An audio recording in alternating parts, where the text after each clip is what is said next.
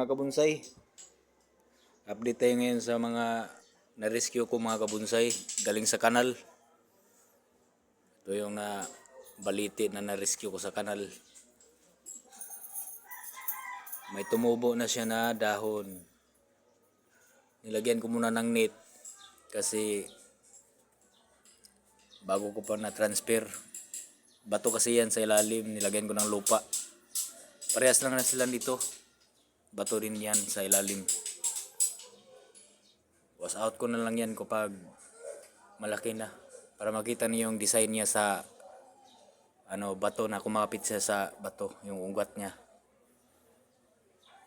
So ang gusto ko sa ganitong design mga kabonsai, mataas siya, mataas. Tapos may twist siya. Paiba ako ng style kasi yung iba dyan marami na nakapareha eh. Paiba yung design ko. Tsaka lagyan ko ng Christmas tree. Joke lang. So ito, maliit lang siya. Ito ko maliit siya. Ito yung mataas. Gusto ko mataas siya. Para pag may mga tropa ako dito nagiinuman, parang ganito na siya, nakahiga ba? Parang nandun kami sa kagubatan, nagiinuman. Nagiinuman ng Coke tsaka Sprite. Hindi ako lasinggero mga kabonsay. Okay, yun lang.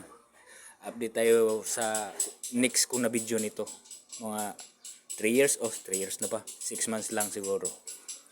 Baka lalago pa to. May mga bonsai din ako dito na maliliit. Kasi beginner kasi ako sa bonsai, baguhan ako. Nag-try lang ako kung kaya ko bang mag-bonsai. Ito yung red baliti ko. So, mga coconut ko ito. Bayabas. Ito hindi ko alam nito eh. Ano tong kahoy na to na rescue ko. So yun lang.